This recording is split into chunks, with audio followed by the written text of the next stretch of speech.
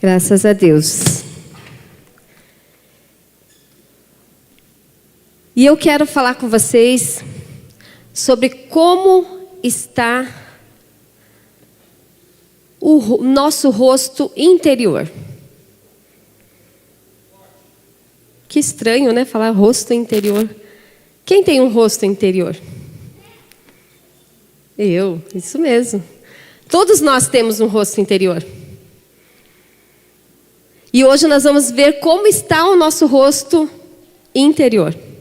Que muitas vezes a gente vai, se olha no espelho. Eu garanto assim que pelo menos as mulheres, né? Quase que na sua totalidade, antes de vir para o culto, foi na frente de um espelho e viu sua imagem refletida. Sim ou não? Se não na sua totalidade, a maioria. Não sei os homens. Mas também acredito que foram lá e viram o seu reflexo no espelho. Porque nós queremos ver como que está a nossa aparência. Não é verdade? E hoje a gente vai falar sobre como está o nosso rosto interior. E eu encontrei a história de um famoso cirurgião, que se chama Maxwell Maltz. Não sei se vocês já ouviram falar do nome dele. Ele é estadunidense, né? Então eu vou ler essa história para vocês aqui. Ó. O famoso cirurgião plástico Maxwell Maltz, após várias experiências com a cirurgia plástica, escreveu um livro intitulado Rosto Novo, Futuro Novo. No seu texto, Maltz defende a seguinte tese: quando uma pessoa modifica seu rosto, ocorrem notáveis mudanças na sua personalidade. Esta obra tornou-se um best-seller. Então ele falava assim, que quando ele fazia uma cirurgia plástica, quando ele modificava o rosto de alguém, até a personalidade da pessoa era mudada. Todavia, após aprofundar-se nas suas experiências, esse cientista começou a ter sérios problemas. Alguns, depois de passarem pela cirurgia, diziam: mas doutor, continuo feio mesmo assim. Continuo feia mesmo assim. Estou arrasada. E tantas outras reclamações desse tipo eram feitas. Mesmo após as retrucações do Dr. Maxwell e mesmo dos seus familiares, falando que as pessoas estavam lindas, que a aparência dela estava melhor e que a cirurgia tinha sido um sucesso, mesmo assim, afirmando o sucesso do procedimento, não tinha jeito. Essas pessoas insatisfeitas saíam murmurando e indignadas, porque elas tinham pago uma grande quantidade para que a sua aparência tivesse uma melhora. Mas ainda assim elas estavam insatisfeitas. Então, em 1960, Maxwell escreve um outro livro que se chamou Psicocibernética. Neste livro, o autor primava pela modificação do rosto interior dos seus pacientes. Maltz declara: parece que cada personalidade possui um rosto. Este rosto emocional da personalidade parece ser o segredo da transformação. Se ele continuar todo marcado e desfigurado, feio e de baixa qualidade, então a pessoa continuará a agir de acordo com ele, mesmo que sua aparência exterior se modifique. Mas se o rosto da personalidade puder ser reconstruído, se as velhas cicatrizes emocionais puderem ser removidas, então haverá uma mudança. O cirurgião então entendeu que a verdadeira imagem do ser humano está guardada dentro de si. Aí eu fui procurar o que era a psicocibernética, né? Uma palavra diferente. Eu fui lá no Google. E aí o Google me falou que psicocibernética é uma ciência que pretende desvendar os enigmas atrelados à mente humana, vendo esta como uma máquina complexa. Foi desenvolvida pelo cirurgião estadunidense Maxwell Maltz. A psicocibernética pode ser considerada como um ramo da psicologia, também pelo fato de estar relacionada a questões de autoestima e criatividade. Então, o que isso nos fala? Que as pessoas, se elas não estiverem curadas no seu interior, na sua alma, elas não estarão satisfeitas nem com a sua aparência exterior. Porque se não houver cura interior, no nosso profundo da alma, nós vamos gerar insatisfação, nós vamos gerar depressão, nós vamos gerar doenças físicas. Tem muitas doenças causadas pelo estresse, tem muitas doenças causadas pela tristeza, tem muitas doenças que são causadas pelo luto de alguém que não consegue superar a morte de um ente querido.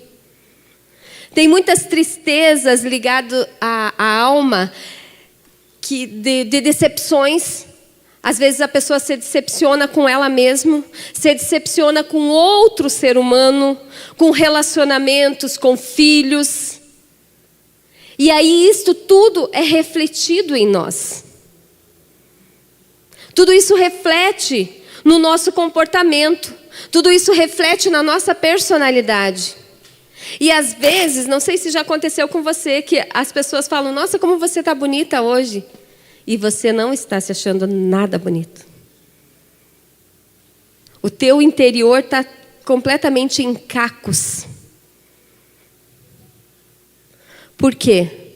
Porque o nosso rosto interior não está bem. E quando nós falamos de rosto, nós estamos falando do quê? Da nossa alma. Quando a nossa alma não está bem, nós não vamos estar bem. Mas nós temos um Deus poderoso, um Deus maravilhoso, que morreu por mim e por você, para que Ele nos desse a cura completa. Não é apenas a cura do nosso corpo físico. Sim, Ele cura. Ele cura todas as doenças. Não são algumas, todas. Mas muitas vezes nós não somos curados, porque não conseguimos exercitar a nossa fé. Muitas vezes não somos curados no nosso corpo físico, porque a nossa alma está doente. E quando a nossa alma está doente, nós acabamos colocando uma barreira, como se nada passasse por ali. Porque nós começamos a ficar desconfiados de que todas as pessoas vão nos fazer mal. E mesmo aquelas pessoas que se aproximam de nós, querendo nos fazer o bem, nós colocamos uma barreira nelas. E elas não conseguem se aproximar. E aí nós ficamos afastados, magoados, feridos, decepcionados, amargurados. E essa amargura vai trazendo raiz de doenças físicas, gerando até mesmo um câncer.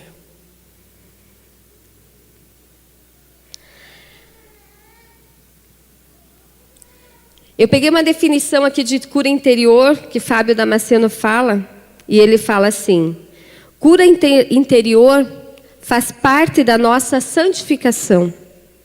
Santificação é tornar-se mais semelhante a Cristo, recebendo a cada dia mais alguns traços da sua imagem, do homem perfeito. Cristo é a expressão do homem saudável e pleno.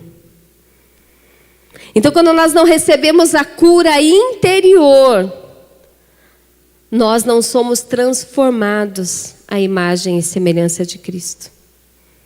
Porque não nos deixamos ser curados. Eu quero ler com você um texto que está lá em Marcos, capítulo 1, 40. Isso. E aproximou-se dele um leproso que, rogando-lhe... Pode passar.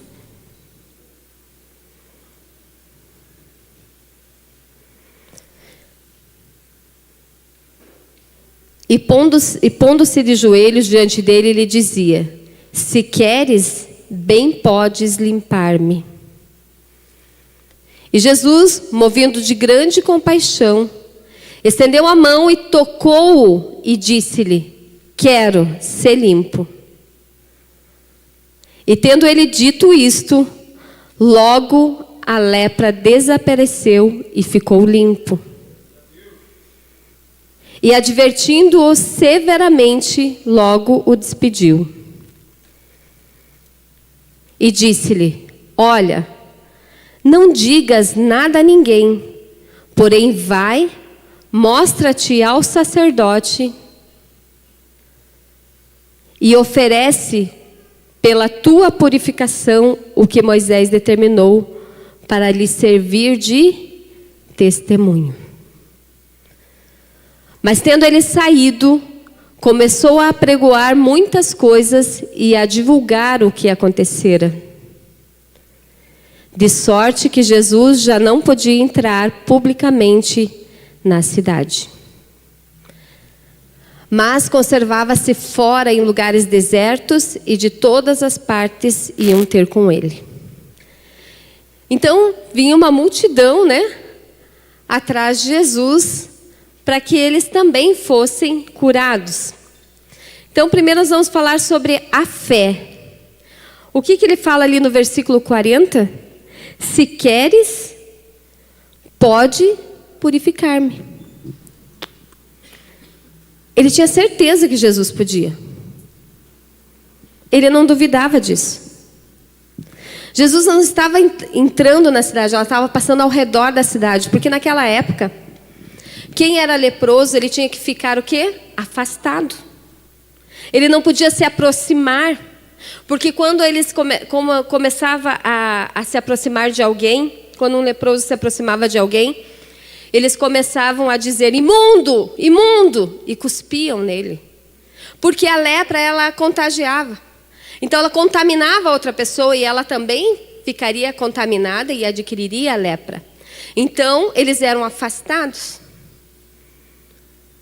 Ficavam completamente afastados das outras pessoas. E o leproso, ele creu no Senhor Jesus. Ele sentiu algo diferente.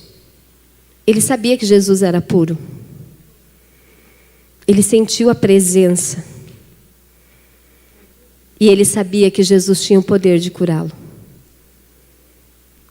Ele tinha essa certeza. Então, ele não se conteve, de ficar afastado, porque era uma ordem ali que ele ficasse afastado, porque ele era imundo. Era assim que ele era rotulado, como uma pessoa imunda. Uma pessoa que ninguém podia se aproximar dela. E ele teve a ousadia de declarar: se queres, podes me purificar. Então, Jesus falou: eu quero. Eu quero. Ele aceitou a vontade suprema de Deus. Olha que importante. O leproso sabia que Jesus podia curá-lo. Ele tinha convicção disso. E ele falou: se queres, me limpes, purifica-me. E Jesus disse: eu quero. Será que nós sabemos que Jesus morreu para que Ele pudesse nos curar? Que Ele pudesse curar o nosso corpo, mas também pudesse curar a nossa alma? Você tem certeza disso? Você tem convicção que Jesus morreu naquela cruz? Que Ele deu a sua vida para que eu e você fôssemos curados? E será que quando você está magoado, quando você tem uma raiz de amargura, uma decepção dentro de você, você acha que Jesus ia dizer que Ele não quer que você seja curado? Ou qual seria a resposta de Jesus? Seria diferente da resposta que Ele deu para o leproso? Qual é a diferença? O leproso ele cria no que Jesus podia fazer. E ele aceitou o que Jesus podia fazer. Ele recebeu essa cura. Ele ansiava por essa cura. Ele aceitou a vontade do Pai de curar.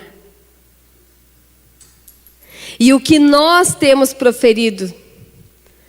Será que nós temos profetizado que Jesus pode nos curar? Será que nós temos clamado a Jesus para Ele nos curar?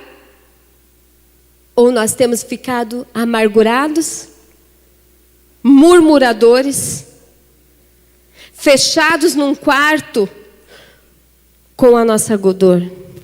E eu não digo um quarto que seja um quarto físico, mas muitas vezes nós nos fechamos dentro dos nossos próprios sentimentos, nos fechamos dentro das nossas próprias emoções e ficamos ali perdidos nesse turbilhão de pensamentos, de sentimentos ruins, de sentimentos negativos, e não clamamos a ninguém, e não falamos com ninguém, e não abrimos a porta para Jesus entrar.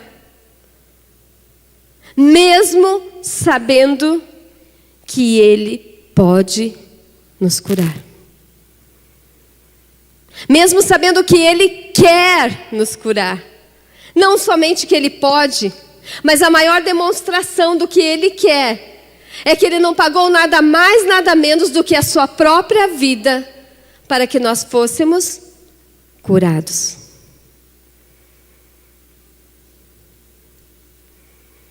Então, quando nós vemos isso, nós falamos assim: Jesus foi bom.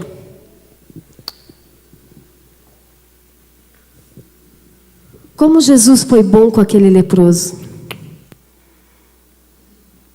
Mas será que Ele tem sido ruim para nós? Será que nós acreditamos que o seu poder tem limite? Ele pode curar o leproso, mas Ele não pode curar o meu coração? Será que Ele pode curar o leproso, mas não pode curar o meu corpo físico? Será que nós temos nos acostumado com as doenças? Temos nos acostumados com os nossos pensamentos? É assim mesmo? Quantas pessoas falam, é assim mesmo, nasci para sofrer.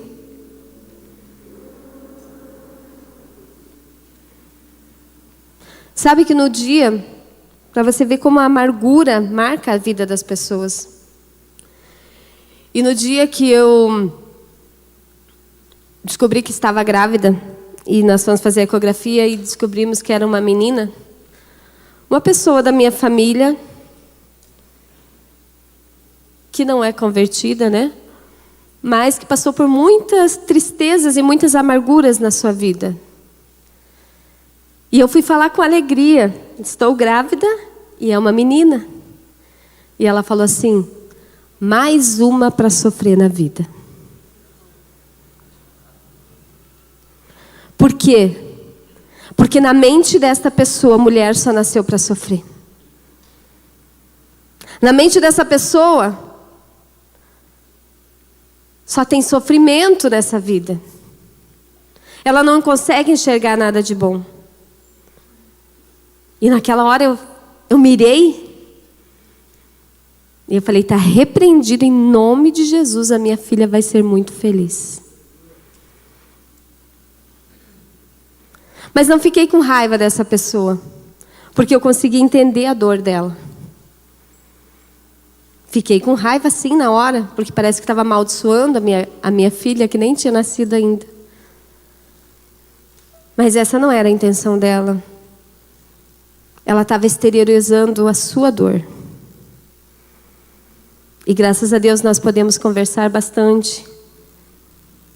E ela tem se curado.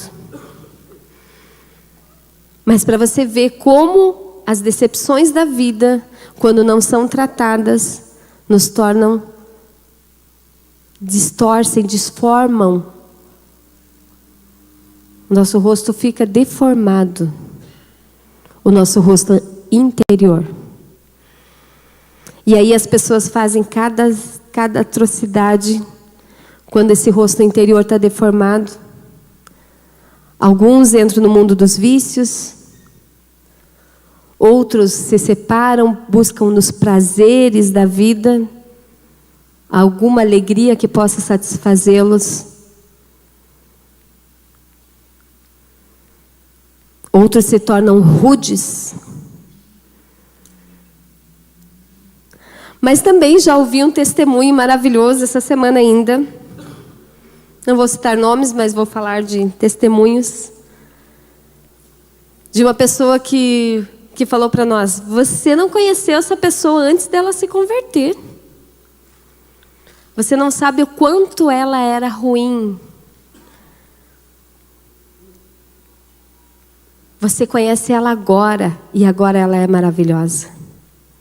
Então o que me faz crer que antes de nós sermos curados, antes que nós venhamos a deixar Jesus entrar na nossa alma, curar, nós temos a nossa personalidade deformada, nós temos os nossos sentimentos invertidos.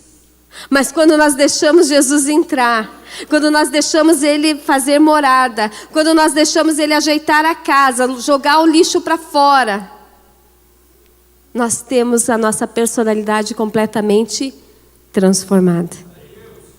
E isso não é somente para grandes coisas.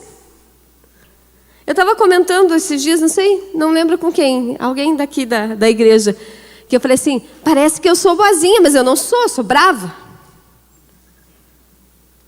Né, Paulo? Eu sou brava. Parece que eu sou calminha e tal, mas eu sou brava. O meu marido fala isso. Mas antes de eu me converter, eu era uma brava colérica. E eu explodia com as pessoas. E eu ficava de mal com as pessoas por 15 dias, com meu marido mesmo, dentro de casa, não falava com ele. E graças a Deus Jesus me transformou. Então Jesus transforma todas as coisas, porque se eu continuasse aquela pessoa que eu era antes, com certeza nem casada eu estava mais. É verdade. É verdade. Porque as pessoas não suportam a gente quando nós estamos com o nosso rosto distorcido. Com certeza não estaria ajudando outras pessoas, não estaria aconselhando, porque a minha personalidade, devido a algumas coisas que aconteceram, e isso é a soma de tudo. De repente não é uma coisa grave que aconteceu. Tem gente que sofre sim por alguma coisa exatamente grave. Por exemplo, foi espancado pelos pais, foi estuprado, foi molestado, passou fome, não sei. Às vezes é alguma coisa grave, às vezes não é nada tão grave. Mas são coisinhas que vão acontecendo, que vão nos deformando, vão manchando a nossa alma. E aí nós nos tornamos rudes, insuportáveis, egoístas, desconfiados. Tem gente que acha que as outras pessoas só se aproximam dela por interesse. Interesse que ela faça alguma coisa. Interesse porque ela tem um status. Porque já foram magoadas por pessoas que tiveram. Mas nem todas as pessoas são assim. E como eu mudo isso? Só Jesus. Para você voltar a confiar nas pessoas. Só Jesus. Porque mesmo que as pessoas não te deem esta confiança, e você erre de novo, quando Jesus está com você, você perdoa. E você ora para aquela pessoa mudar. Se decepciona? Com certeza. Com certeza. Mas não ficamos presos numa decepção. Porque nós temos um propósito maior. Então a primeira foi a fé do leproso. E a obediência. Ele acreditava que Jesus podia mudar a sua vida e mudar a sua mente. O segundo, versículo 41, pode pôr ali para mim?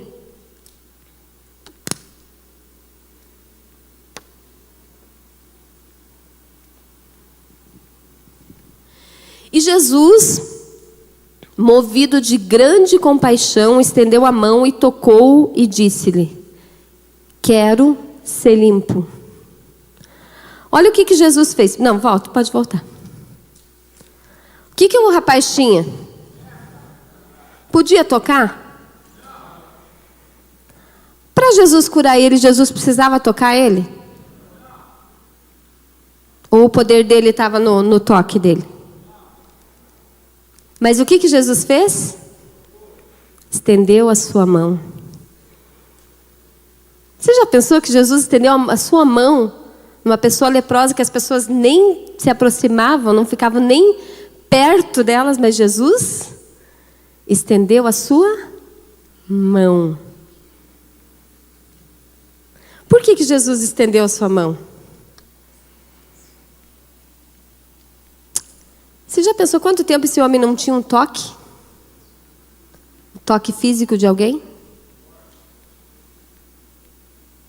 O que me diz que Jesus não estava apenas curando o seu corpo físico, mas Jesus estava curando a sua alma. O amor dele.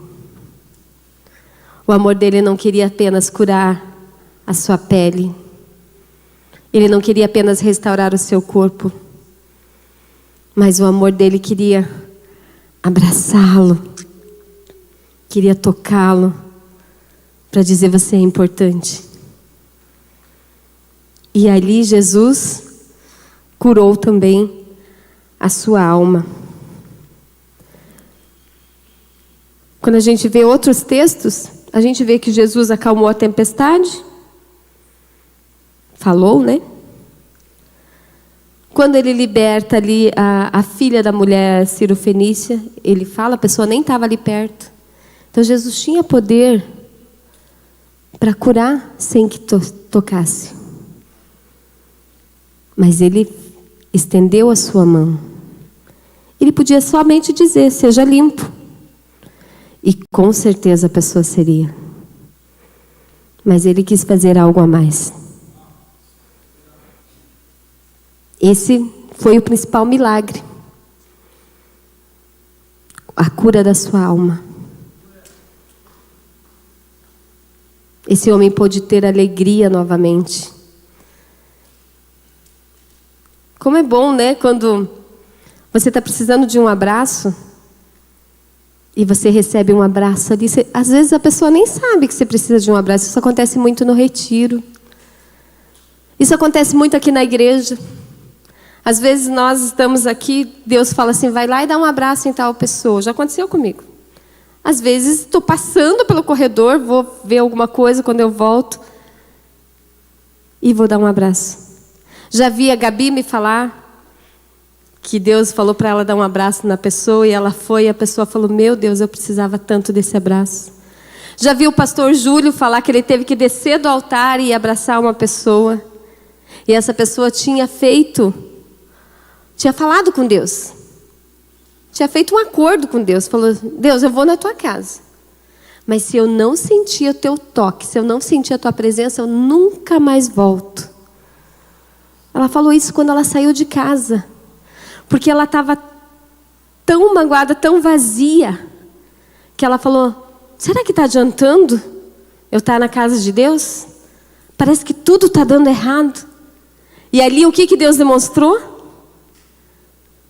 Usou alguém para ir lá e demonstrar este amor. Que não era o meu amor. Não era o amor da Gabi, do pastor Júlio, ou da Olívia, da pastora Lu. Não era o nosso. Nós apenas estávamos sendo um instrumento para mostrar o quanto Deus amava aquela pessoa. O quanto Deus estava se importando. O quanto Deus estava ouvindo a sua oração. E às vezes a pessoa não fala um A.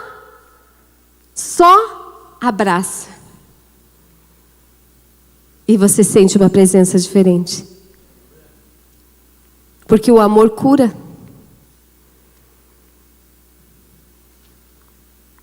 O amor cura. Então nós precisamos demonstrar mais o amor. Precisamos demonstrar mais o amor na nossa família. Precisamos sim externar o nosso amor, porque nós somos filhos do amor. A palavra de Deus diz que Deus é amor. E se nós somos os seus filhos, nós somos filhos do amor. Então nós precisamos demonstrar amor. Nós precisamos tocar, nós precisamos abraçar, nós temos essa necessidade. Nós precisamos falar para os nossos filhos, eu te amo.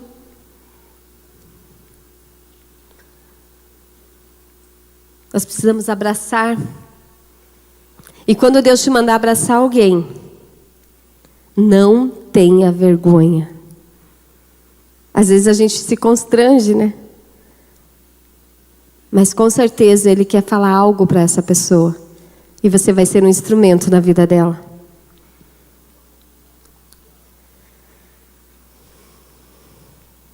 O versículo 42 diz assim: no mesmo instante lhe desapareceu a lepra e ele ficou limpo.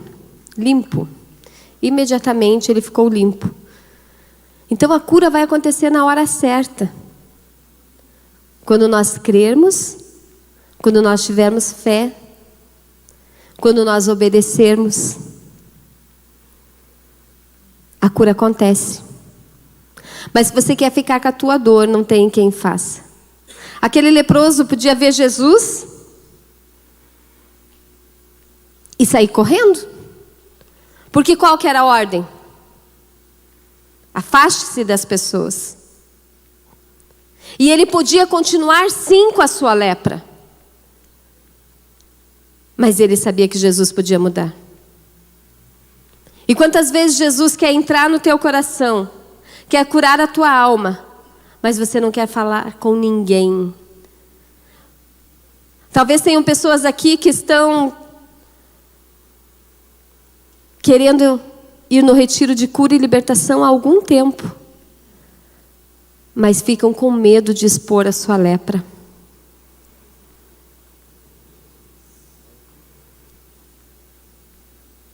Ficam com medo do que as pessoas vão falar. E aí começam a arranjar desculpas de todas as formas. Porque nós falamos que quando nós queremos alguma coisa, nós enfrentamos todas as dificuldades. Mas quando nós não queremos, nós encontramos desculpas. E quem sabe ficamos permitindo que essa lepra continue consumindo o nosso corpo, a nossa mente. Continue consumindo os nossos relacionamentos. Porque com certeza a lepra cheirava mal. E quando cheira mal, não é só você que atinge. A lepra é contagiosa, ela atinge quem está ao seu redor. E se você é uma pessoa egoísta, uma pessoa amargurada, uma pessoa que não libera perdão, você está contaminando as pessoas que você mais ama, que estão próximas de você. Você não está demonstrando amor. Você está demonstrando egoísmo. E aí o teu corpo começa a apresentar doenças, sim. Dores nos ossos. Tumores. E às vezes, você nem sabe o que causou isso. Quantas vezes em retiro de cura e libertação, nós tivemos revelação, a pessoa teve a revelação, de coisas que aconteceram e que ela nem tinha conhecimento. E aquilo causava insegurança e nada dava certo na sua vida. A sua vida estava amarrada. A sua vida não ia para frente. Quantas vezes alguns líderes liberaram palavras que destruíram a tua autoestima e nada mais na tua vida dá certo porque você ficou com aquela palavra, ficou com aquela insegurança. Mas Deus não te fez para ser perdedor. Deus te fez para você ser mais que vencedor. E aí você vai decidir ficar com essa ofensa, com essa palavra, ou você vai se decidir se entregar para Deus e falar: Jesus, purifica-me.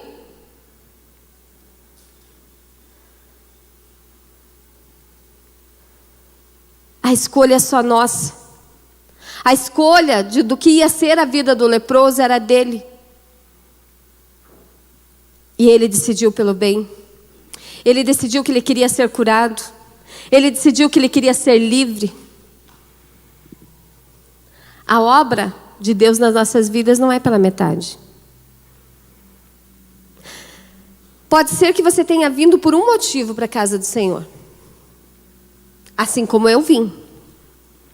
Não pense que eu vim porque eu queria ser pastora ou porque eu queria permanecer na igreja. Não foi com essa intenção, pode ter certeza. A minha intenção, depois de fugir 17 anos, era que a minha filha que estava no meu ventre fosse curada. Essa foi a minha única intenção. Mas Jesus não queria só curar ela. Jesus queria cumprir o propósito dele na minha casa. E a palavra de Deus diz que aquele que começou a boa obra é fiel para concluí-la. Então Jesus não quer só curar o seu corpo físico. Pode ser que você tenha vindo aqui porque você saiba que nós estamos numa campanha de cura. E você veio aqui somente para ser curado. Tem pessoas que vêm para a igreja porque não conseguem engravidar e fazem uma campanha para que eles consigam. E eu fiz uma campanha. É verdade? Uma campanha que não existia, né? Vocês já sabem dessa história?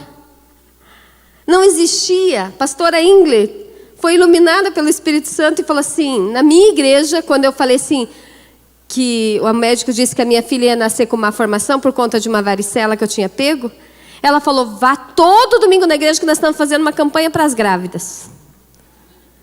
Porque eu não ia, eu fugia da igreja.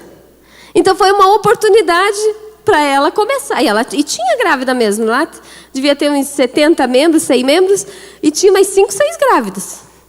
E todo domingo ela orava pelas grávidas. E eu fiz 9 meses de campanha das grávidas. E nesses 9 meses eu me apaixonei por Jesus. O Marquinhos falou que achou que eu me apaixonei por ele. Não, por você eu já era apaixonada, meu irmão.